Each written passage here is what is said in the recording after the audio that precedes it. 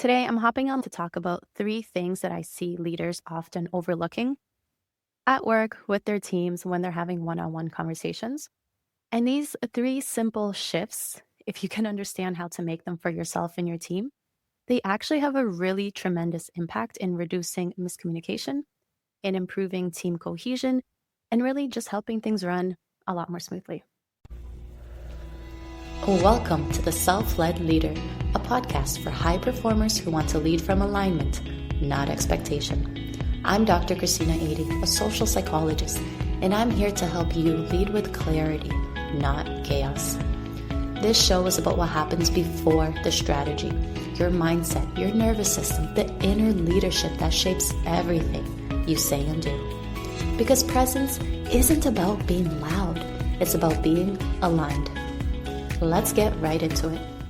So, the first thing that most leaders I work with overlook is understanding the simple fact that everyone has a different learning style.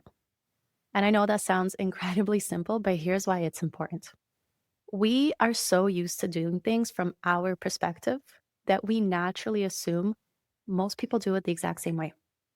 Especially when you're busy, when you're under stress, when you have 72,000 things to think about at work.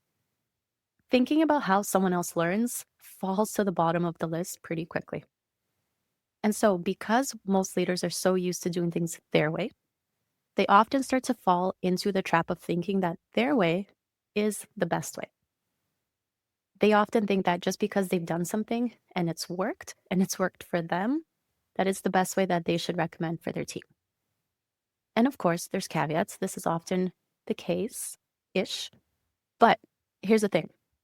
Everyone has a different learning style, okay? Some people are auditory listeners. That means they need to hear the information in order to absorb it, to process it, to understand it. Some people are visual learners. They need to see it. They need to have a video, a model, a graphic, someone doing it step by step in front of them for them to actually process the information and absorb it.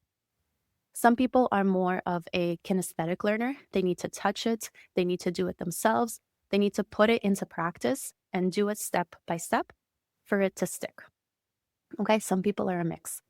And so what ends up happening, especially in situations where leaders need to give feedback to their team, or in situations where there's like onboarding, training, someone has done something not in the best way, and you want to educate your team member on how to do it, the default tends to be to just give them the auditory information, to just tell them, right? Like, you did this thing, I need you to do it this way, go do this, this, this, this.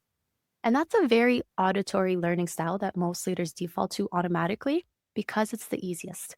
It's the easiest to just say it or just type it out and just give them the information. But here's the catch. For anyone that's not a primary auditory learner, that can lead to confusion. That can make it very hard for them to actually absorb the information and to process it. Okay, and I'll get into this next point a little bit later, but if you are a leader that tends to be more in a rush, more stressed, a little bit more intense or to the point, it can be very hard for your team member to stop and say, I didn't quite catch that. It can also be embarrassing. It can be uncomfortable. It can be awkward, especially if they need to see it. It can be very embarrassing and awkward and almost feel like a waste of time for them to ask you to visually show them what you mean. And so what ends up happening? There's miscommunication. There's misalignments, there's frustration. You, as the leader that told them what to do, can easily get frustrated and think that there's something wrong with them, that they're not doing their job properly, because clearly you told them what to do. But you are overlooking the fact that the way that you told them doesn't align with the way that they actually learn. So, as a leader, moving forward, I know it can be a little bit silly and it could feel like a waste of time to consider what someone's learning style is, but it is such a simple fix that has tremendous positive implications. So when you are giving feedback to your team, and every team member will likely have a different learning style, when you're giving them feedback, when you are giving them instructions, when you are training them on something new, when you're onboarding a new team member, take the time to just ask the simple questions. Is this how you best learn this new information? Did you understand the way that I said it, or do you need me to show you? Do you need an example of how it's done?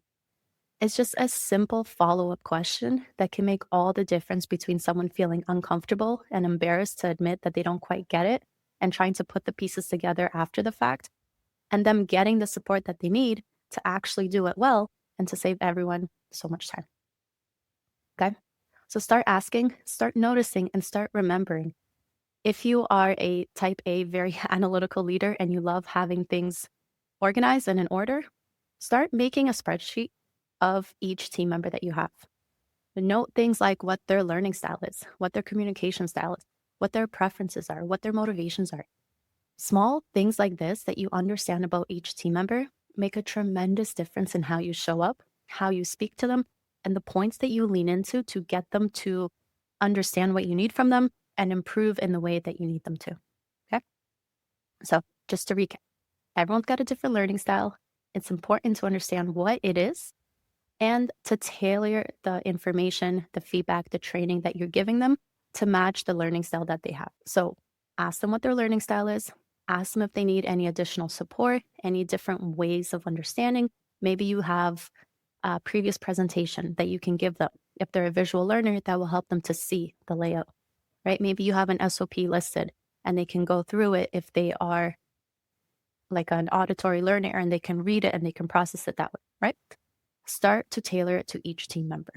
If there's miscommunication, if something, kind of slipped through the cracks and they didn't quite get it, take a deep breath, calm yourself, and then give them the support that they need. Because when you can take those extra 2 minutes in the moment to actually tailor it to each team member a little bit better, that helps save so much time and so much effort and so much frustration down the line. So the second point that's often overlooked is when it comes to active listening. The topic of active listening seems to be super trendy, and it seems to be super hard for many people to actually master. And that's okay. I totally understand that because we're all busy. We're all stressed out. We all have 72 tabs open in our minds of things that we need to do. Most people these days are slightly dysregulated in their nervous system. Maybe you've had too much coffee, you're lacking sleep, the stress is catching up to you. It is hard to stop and give someone your full attention and actually listen to them.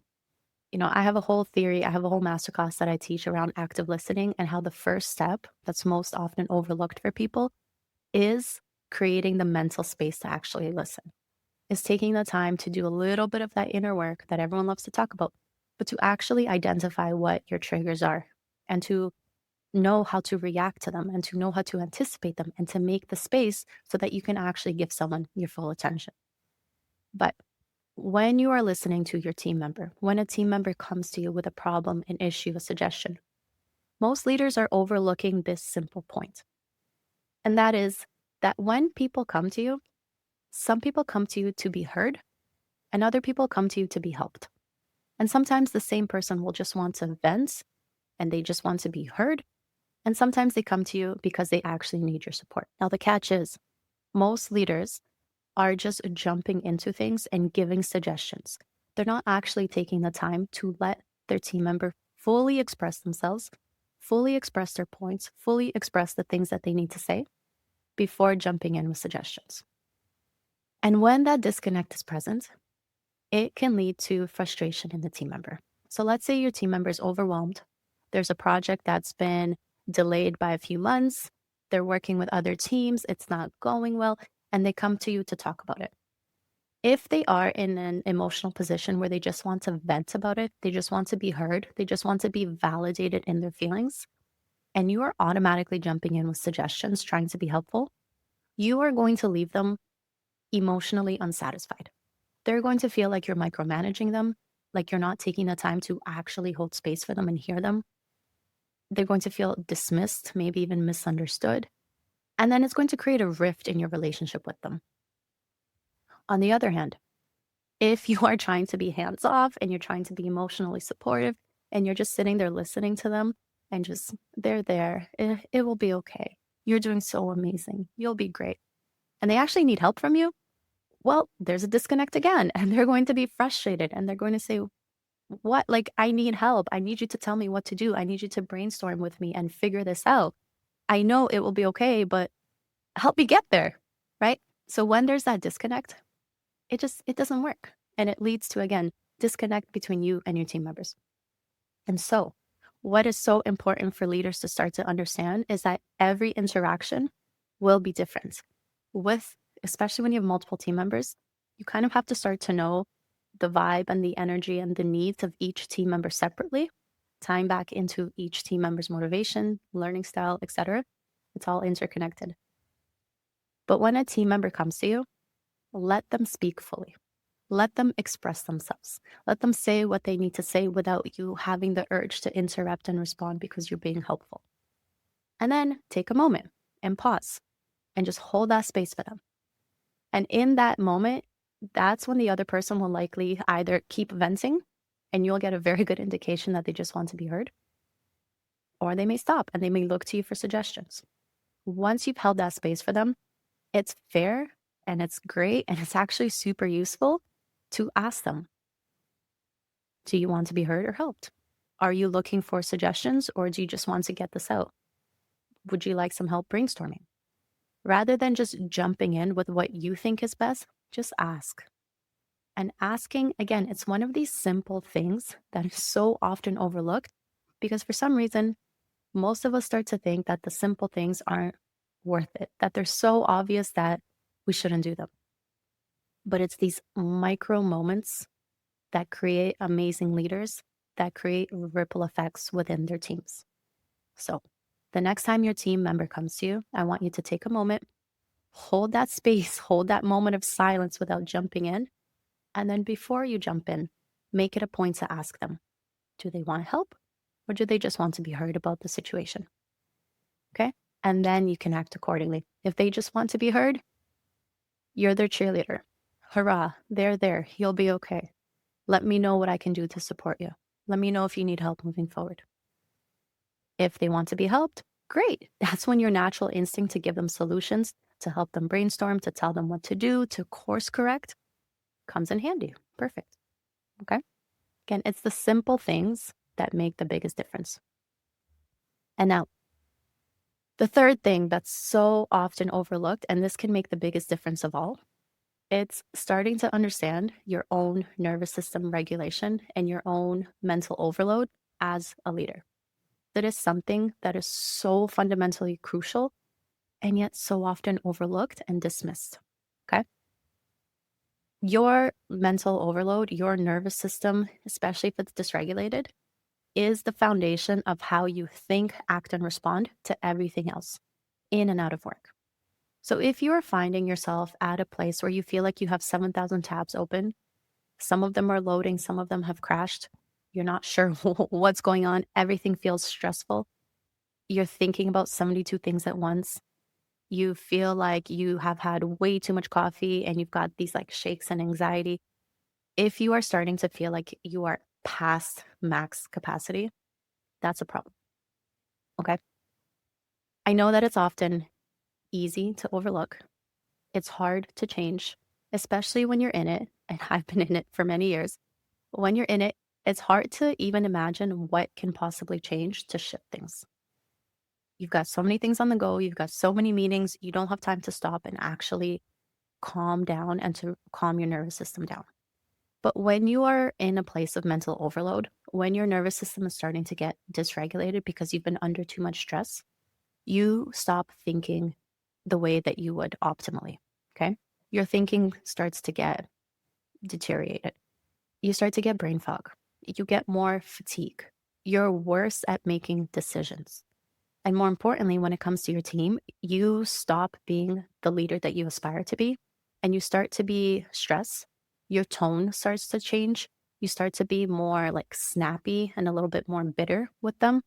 They may come to you for help and you'll just be annoyed, right? You'll just be aggravated. These kinds of emotions start to come up with your team and your team definitely feels it. And so if your team members need help and they're coming to you for suggestions or for advice or for help with a problem and you're snappy with them, you're stressed, you're angry, your tone is negative, they will start to feel that. And that will spread within the team and that will ripple down. And, the consequences can get so much worse where your team may even stop coming to you and start delaying getting help from you. And then that can just exacerbate problems that are going on. And so you, as the leader, needs to really take ownership and recognition of the fact that you are at the center of your team and you're the foundation of your team. And if you are letting yourself get to a place where you are way too stressed, you're not patient, you're snapping at them, you're not helping them the way that you aspire to be, it's your job to figure out how to fix it for yourself. Whether that means being intentional to take breaks, whether that means making sure you're eating healthier and drinking less coffee, breath work, like any sort of nervous system regulation and de-stressing that you need for yourself, you need to make sure you're getting it done. And again, I know it's hard. And I know that it's hard to make that a priority. But when you make the switch and understand that that is the center of how you act everywhere else, you start to understand why it's a priority. Like you can go through your day being dysregulated, snapping at people, having a short temper, brain fog, feeling like you're working on 7 projects at once and none of them are really moving forward. But why would you continue doing that to yourself? If something like regulating your nervous system can help you come to work feeling calmer, feeling more grounded and centered, feeling like you're able to handle challenges and actually process them and deal with them effectively, rather than feeling like your entire body's going to shut down and you're just angry at the fact that there's another thing that went wrong. Like imagine the ripple effects and the 2 different types of leaders that you can be. And again, you're at the center of your team.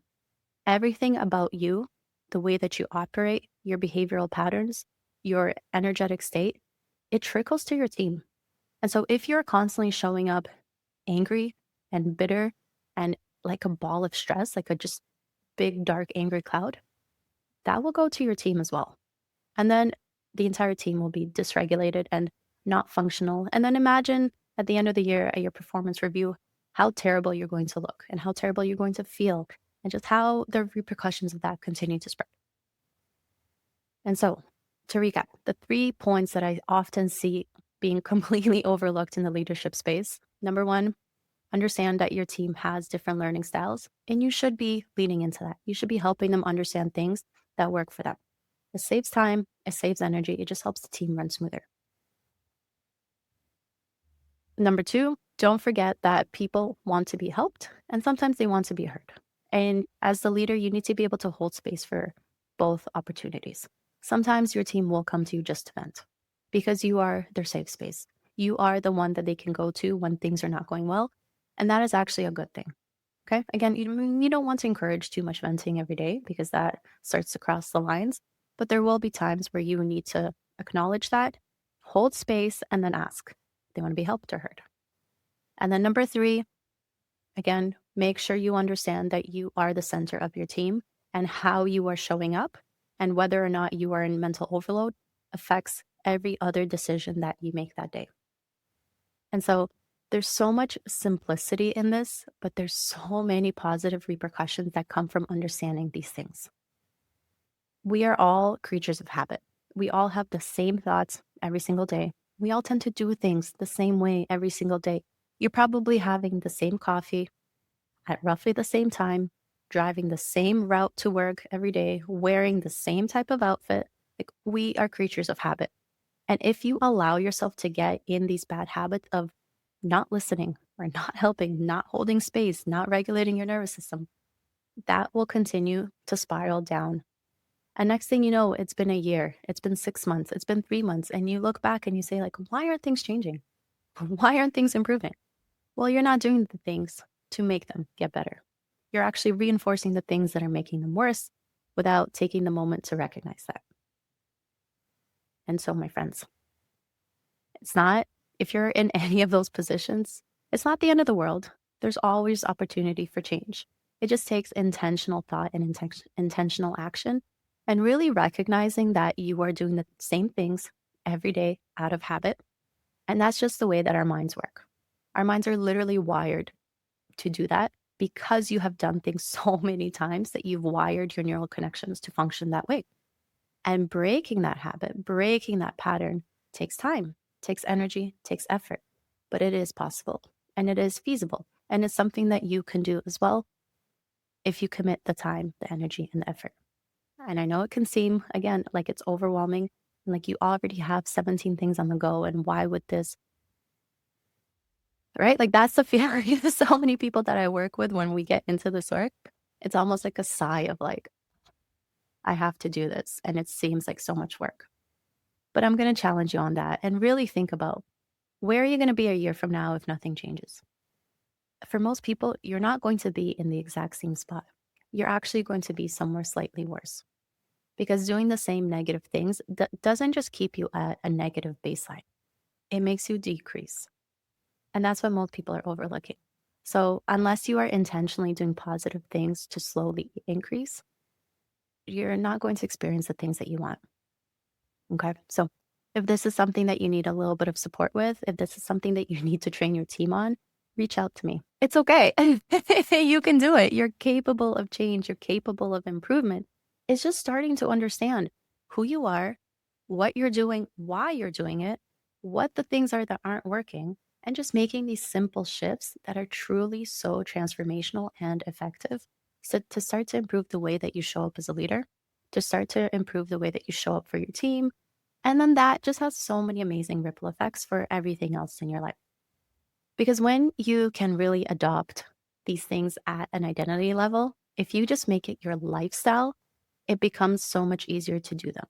And that way you're not showing up at work fake, like, okay, time to listen.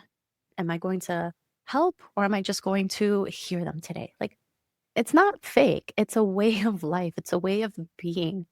And when you can integrate that into who you are naturally, that's when you stop feeling like I have to sit straight and I have to do this and I have to do this to seem confident and I have to show up in a way and it's overwhelming.